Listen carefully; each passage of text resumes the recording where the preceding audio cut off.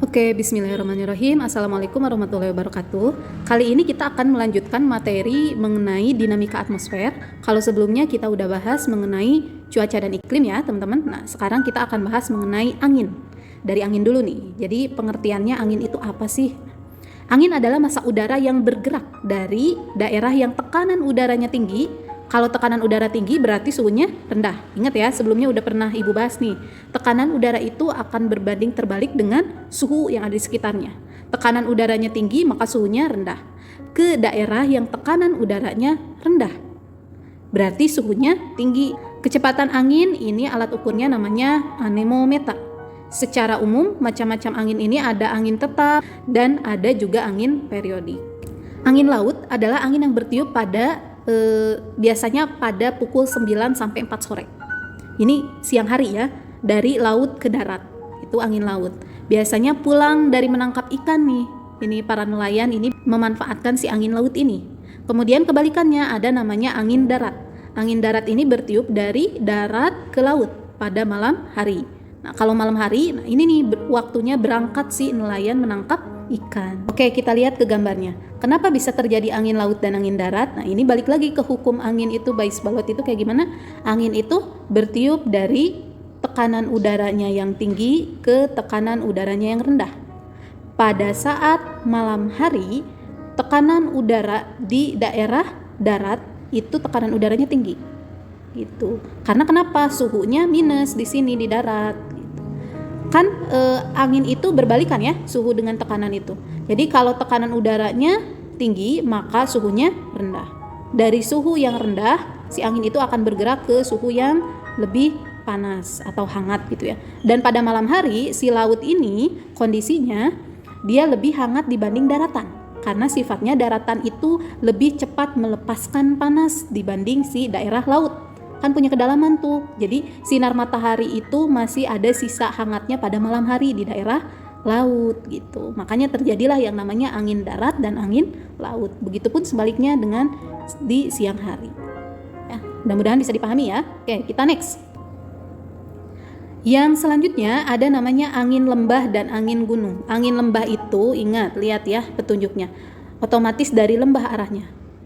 Dari lembah menuju ke puncak. Biasanya terjadi pada siang hari itu. Sebaliknya kalau misalnya angin gunung, dia dari puncak gunung ke daerah lembah gitu. Turun ya ke sini. Kenapa bisa terjadi kayak gitu? Sama konsepnya dengan yang tadi ya, angin darat dan angin laut. Karena konsepnya si angin itu bertiup kenapa? Dari tekanan maksimum ke minimum. Pada saat siang hari yang maksimum itu ada di daerah lembah. Sedangkan minimum ada di puncak. Sebaliknya kalau misalnya malam hari, nah, tekanan maksimum itu ada di puncak. Dingin kan, suhunya dingin di sini, makanya suhunya minus gitu kalau malam hari. Tekanan udaranya tinggi, dia akan bergerak ke tekanan udara minimum, suhunya plus gitu. Itu ya. Selanjutnya ada yang namanya angin fon. Angin fon ini adalah kelanjutan dari proses namanya hujan orografis. Hujan orografis itu nanti ya, setelah ini akan dijelasin tentang macam-macam hujan juga. Kelanjutan dari proses terjadinya hujan di pegunungan, itu nantinya di balik gunungnya nih, nah, si angin itu terus akan ke sini. Ternyata di sini udaranya kering. Karena proses penguapan ya, dari laut, kemudian hujan, kemudian terbawa oleh angin. Nah, daerah sinilah ada namanya angin fon. Sifatnya dia kering, kemudian panas, dan sifatnya juga merusak. Gitu. Merusak apa? Tanaman-tanaman yang ada di sekitarnya gitu. Di setiap daerah nama angin ini berbeda-beda. Misalnya nih di Sulawesi Selatan namanya angin brubu. Sulawesi itu. Kemudian ada angin bahorok atau bohorok ya. Ini di daerah Deli, Sumatera Utara. Kemudian ada angin kumbang. Angin kumbang ini adanya di Cirebon. Terus ada juga angin gending di Pasuruan. Namanya angin gending kalau di Pasuruan atau Probolinggo ya. Ada juga tuh yang sifatnya merusak dan panas ini di daerah Papua. Namanya angin wambrau. Selanjutnya ada namanya angin muson. Angin muson ini terbagi jadi dua. Ada angin muson barat dan ada angin muson timur. Angin muson barat ini mengalir dari benua Asia ke benua Australia. Yang mana nih? Nah, yang ini.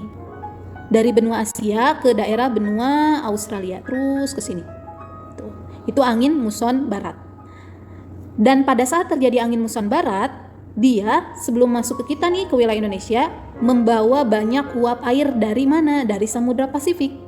Dari Samudra Pasifik yang begitu luas, bawa uap air nih, jadi dijatuhkannya di wilayah kita, di wilayah Indonesia. Mulai penguapan kemudian jatuh. Nah, apa yang terjadi dampaknya adalah musim penghujan. Sekitar bulan apa? Bulan Oktober sampai April. Jadi yang berperan ingat-ingat dengan hujan ya. Oktober, November, Desember, Januari, Februari sampai ke April tuh ini musim penghujan. Sebaliknya nih, ada juga angin muson timur. Angin muson timur ini berasal dari arah benua Australia, dari bawah nih, dari selatan ya, menuju ke benua Asia, ke daerah kita, terus ke sini melewati Indonesia ya, ke Asia, ke bagian atas. Sifatnya dia kering. Kenapa bisa kering? Karena di daerah ini, di daerah benua Australia itu banyak beberapa gurun ya. Gurun terbesar bahkan ada di daerah sana, di benua Australia. Makanya dia membawa sifat kering. Jadi tidak membawa uap air seperti di angin muson barat. Angin muson timur nih sifatnya kering, makanya di wilayah kita di Indonesia bisa mengalami musim kemarau. Sebaliknya di bulan April sampai bulan Oktober. Oke, selanjutnya kita akan bahas mengenai awan. Kalau tadi kita bahas mengenai angin, nah ini tentang awan. Kenapa sih awan itu harus dibahas juga? Karena dia termasuk ke dalam unsur cuaca dan iklim gitu. Jadi awan ini adalah benda langit yang berwarna putih. Nah, sebenarnya adalah kumpulan partikel atau titik air yang tampak di atmosfer. Makanya kita mengenal nih macam-macam klasifikasi awan, mulai dari cirrus, cirrocumulus, cirrostratus, altostratus, sampai ke nimbostratus. Jadi yang kita kenal kebanyakan cumulonimbus ya, yang menyebabkan si awan itu penyebab hujan nantinya. Bahkan ada yang lebih parah, nimbus stratus, nanti ada petir hujan gitu ya. Ini silakan kalian cari tentang pengertian dari masing-masing si awan ini, ciri-cirinya. Ini adalah kita bahas mengenai hujan. Jadi curah hujan ini adalah peristiwa jatuhnya berbagai bentuk air alami, moisture, dari massa udara atau awan ya, yang tebal dan telah mengalami kondensasi, pembentukan awan nantinya. Dari penguapan, pembentukan awan, kemudian mengalami titik jenuh dan nantinya menurunkan hujan. Apa aja nih jenis-jenisnya? Kita cek di sini. Jenis-jenis hujan yang pertama ada namanya hujan zenital. Jadi adanya arus konveksi yang menyebabkan uap air di ekuator naik secara vertikal. Jadi kita nih ada di ekuator kan ya, di khatulistiwa. Nah, jadi si hujan zenital ini sering terjadi di kita nih. Biasanya dia mengarahnya secara vertikal. Di zona khatulistiwa dia langsung naik ke atas. Ini namanya hujan zenital. Ada juga namanya hujan orografis. Yang tadi ya, yang Ibu bahas tadi. Terjadinya karena naiknya udara yang mengandung uap air di lereng pegunungan gitu. Jadi dia terbantu dengan angin juga. Nah, si arahnya ke sini terus gitu. Nanti dia akan mengalami yang namanya hujan di daerah sini. Juga ada hujan siklon. Siklon berputar ya. Terjadi karena adanya udara naik ke atas disertai angin berputar-putar atau namanya siklon putaran itu. Dan menjadi dingin seperti ini. Lalu ada juga namanya hujan frontal. Terjadi apabila udara panas yang mengandung uap air naik ke atas udara dingin. Jadi di dalam hujan frontal itu, di daerah sininya dia ada udara dingin yang menyebabkan hujan, tapi di sebagian wilayah lainnya ada namanya ini nih, garis frontal ini, bidang frontal ini, udaranya panas di sini. Jadi pertemuan antara udara panas dengan udara dingin ini nantinya akan menyebabkan hujan frontal. Oke, kita masuk ke dalam perhitungan. Nah, perhitungan ini ada loh di dalam dinamika atmosfer, bahkan banyak banget ya. Kita bahas satu-satu. Oke, perhitungan yang pertama adalah perhitungan suhu. Karena ini ada di soal PAT nanti, maka Ibu akan jelaskan tentang ini. Jika suhunya nih hanya diketahui ketinggian suatu tempat. Ini rumusnya ya, ini udah rumus mutlaknya nih. Nah, ini T suhu atau temperatur ya. Terus sama dengan 26,3. Dari mana 26,3? 26,3 itu adalah konstanta atau rumus yang disepakati oleh para peneliti bahwa suhu rata-rata di Indonesia khususnya di daerah dataran rendah itu 26,3, daerah pantai gitu ya. Nah, diambillah ini suhu ini sebagai rumus. Dikurangi 0,6, 0,6 juga konstanta, tidak bisa diubah ya maksudnya. H itu adalah ketinggian dibagi 100.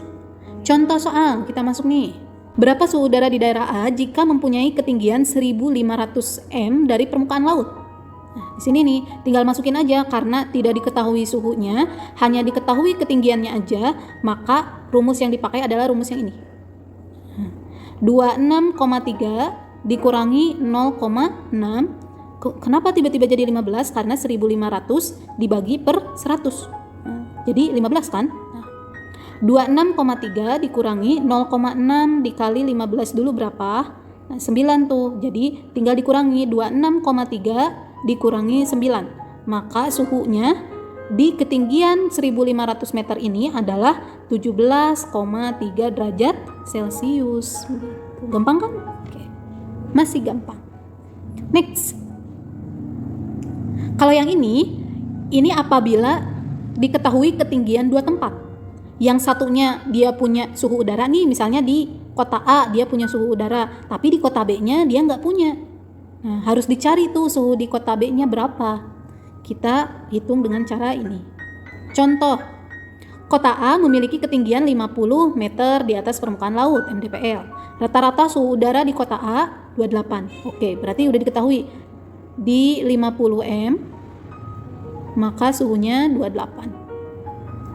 Berapakah rata-rata suhu udara kota B? Nah, ini kota B nih memiliki ketinggian 260 meter. Kira-kira suhunya berapa ya? Nah, kita harus hitung. Delta T 0,006 dari mana? Dari rumus ini diambilnya. 0,006 X1 itu apa? Ketinggian tempat yang ada suhunya. Ingat ya, yang ada suhunya dulu yang diambil patokan.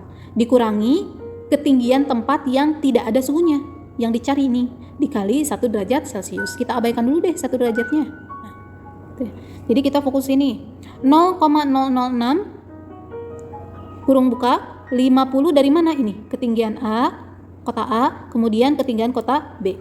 50 dikurangi 260 berapa tuh? Dikali 1 derajat.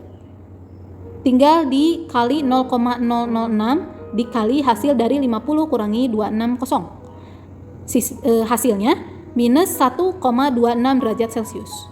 Maka gimana? Apakah udah ada jawabannya segini? Enggak. Harus dilihat dulu suhu tadi di kota A itu berapa suhunya? 28. Berarti tinggal 28 dikurangi. Nah, ini.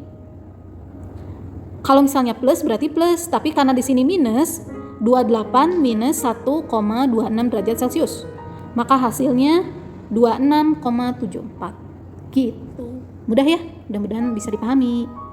Kita masuk ke kelembaban. Ini kelembaban nisbi. Karena ini juga ada di soal PAT, Ibu masukkan satu soal.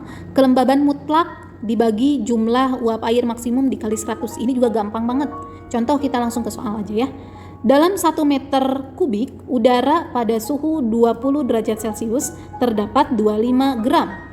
Nih, 25 gram uap air. Yang harus kalian ingat adalah gram uap airnya di suhu tertentu. Nah, ini 25 nih. Jumlah uap air maksimum 1 meter itu, 1 meter kubik itu di suhu sekian ada 50 ya, 50 gram. Berapa nilai kelembaban relatifnya? Ya, atau yang ditanyakan kelembaban nisbi sama aja. Tinggal dibagi aja. Gram uap air di suhu tertentu, gram uap airnya ada berapa? 25. 25 dibagi 50 dikali 100%. Maka hasilnya adalah 50%. Udah deh gitu. Selanjutnya kita akan bahas mengenai klasifikasi iklim apa aja. Nah, kita lihat ya di sini. Next. Iklim yang pertama ada namanya iklim matahari. Jadi iklim matahari ini merupakan klasifikasi iklim yang didasarkan dari apa nih? Dari panas matahari yang diterima oleh permukaan bumi. Di sini. Jadi menurut iklim matahari, kita ini dibagi menjadi 4 musim nih, 4 iklim ya. Musim tropis, subtropis, sedang, dan dingin. Kita lihat nih di gambar. Di sini. Kita berada di lintang 0 derajat. Makanya di sini wilayahnya wilayah tropis. Ada juga di atas, ingat kayak gini. Kalau iklim matahari itu di atas garis khatulistiwa kita sama di bawahnya, di utara sama di selatan itu sama. Coba lihat ya. 23,5 derajat LU dengan 23,5 derajat LS itu sama. Perbedaannya apa? Waktunya aja. Jadi waktu matahari ada di letak lintang itu pasti berbeda-beda. Contoh di sini 23,5 LU, di sini subtropis. Nah, lalu kita naik lagi ke atas 40 derajat lintang utara, ada juga di selatan 35 derajat lintang selatan, itu sudah masuk wilayah sedang, iklim sedang. Jadi wilayah Eropa, kemudian Rusia, nah ini sebagian ini wilayah iklim sedang. Tuh, udah mulai tuh iklimnya ekstrim ke dingin. Di sini nih, di wilayah yang 90 kutub utara, 90 kutub selatan, nah ini musim dingin. Itu perbedaannya ya. Kalau lihat di globe, nah itu akan lebih jelas wilayah mana saja sih yang kira-kira dia musim atau iklim sedang, iklim dingin, iklim tropis, nah itu bisa ketahuan. Gitu. Next. Yang kedua ada namanya iklim Köppen. Pengelompokan iklim ini berdasarkan apa? Rata-rata curah hujan dan temperatur. Curah hujan dan suhu, temperatur. Masing-masingnya punya tipe atau huruf yang berbeda, ya, simbolnya beda-beda. Contoh iklim A itu tropis. Wilayah mana kita nih? Kita ini iklim A. Dibagi menjadi AF, kemudian ada AM, ada AW. Ini emang sih banyak istilah ya dalam klasifikasi iklim Köppen ini. AF itu hutan hujan tropis, di kita ada ya. Kemudian muson tropis, ada juga sabana tropis. Wilayah kita juga punya nih, Indonesia punya wilayah sabana atau sabana ya. Di wilayah Nusa Tenggara Barat, Nusa Tenggara Timur itu ada. Jadi kita tuh dari hutan hujan tropis, kemudian hutan musim di daerah Jawa sampai ke hutan sabana itu ada savana ya. Padang savana itu ada di kita, di wilayah kita. Rata-ratanya di sini kalian bisa baca, silakan dibaca di sini. Ibu perbesar ya. Iklim A ini wilayah kita. Curah hujannya tinggi, rata-rata suhu tahunannya di atas 18 derajat Celcius. Tidak ada musim dingin. Tuh itu kita banget. Kemudian iklim B. Iklim B ini adalah kering. Dari tropis dia mulai kering nih. Dibagi menjadi dua, ada stepa, ada gurun. Kalau stepa itu dia padang rumput yang sangat luas, nah itu namanya stepa. Kalau gurun itu tidak ada tumbuhan sama sekali, tapi kalau stepa itu masih ada. Itu padang ilalang, kemudian padang rumput yang sangat luas, nah itu. Curah hujannya rendah, tidak terdapat sungai permanen. Jadi sungainya periodik. Kayak gimana tuh? Jadi hanya ada sungai di waktu musim penghujan aja biasanya. Lalu ada juga iklim C. Iklim C ini dibagi menjadi 3. Ada musim dingin kering, kemudian CW/CS itu dari bahasa Inggris ya. Silakan cek sama kalian arti dari CW, CS, CF itu apa. Ibu ambil dari yang bahasa Indonesianya aja biar lebih mudah. Musim dingin kering, kemudian ada musim panas kering, dan ada juga tidak ada musim kering. Itu ciri-ciri iklim sedang. Kayak gimana? Rata-rata suhunya 0 sampai 18 derajat Celcius. Setidaknya memiliki 1 bulan dengan rata-rata suhunya di atas 10 derajat Celcius. Tuh dalam 1 tahun tuh ya, rata-rata minimal dia punya 1 bulan lah yang suhunya di atas 10 derajat. Oke, udah mulai tuh mau masuk ke musim dingin. Nah, di sini nih di D ini ada namanya iklim dingin. Dibagi 2, ada hujan bersalju, basah sepanjang tahun. Jadi dia terus mengalami salju gitu ya, musim dingin. Ada juga DW, hujan bersalju musim dingin kering, dry ya, kering. Nah, DW ini si iklim dingin ini setidaknya memiliki 1 bulan dengan rata-rata suhu di atas 10 derajat Celcius. Kemudian setidaknya memiliki 1 bulan dengan rata-rata suhu di bawah 0 derajat Celcius. Jadi dalam 12 bulan itu rata-rata dia mempunyai suhu yang di bawah 0 derajat itu pasti ada. Itu. Atau misalnya suhu yang paling panasnya 1 bulan itu ada yang di atas 10 derajat Celcius doang gitu. Yang saking dinginnya. Kemudian ada yang lebih ekstrim lagi. Namanya iklim kutub. Kutub ini dibagi jadi 2, ada tundra, ada IF. Kalau tundra itu musim dingin, yang benar-benar tumbuhannya cuma ada lumut aja gitu yang di wilayah kutub. Sama sekali nggak ada tumbuhan vegetasi seperti di kita. Ada juga yang IF mah benar-benar salju abadi. Benar-benar cuman es doang gitu ya, di wilayah daratannya juga es gitu. Sama seperti di kutub, di Greenland itu juga ini. Iklimnya ini memiliki rata-rata suhu tahunannya di bawah 10 derajat Celcius, nggak ada yang di atas 10 derajat karena saking cuacanya ekstrim, bahkan bisa sampai minus. Selanjutnya ada namanya iklim Junghun atau dibacanya Yunghun. Iklim Yunghun ini dibagi berdasarkan vegetasi dan ketinggian. Ingat ya, ada ketinggian, ada vegetasi di kawasan tertentu.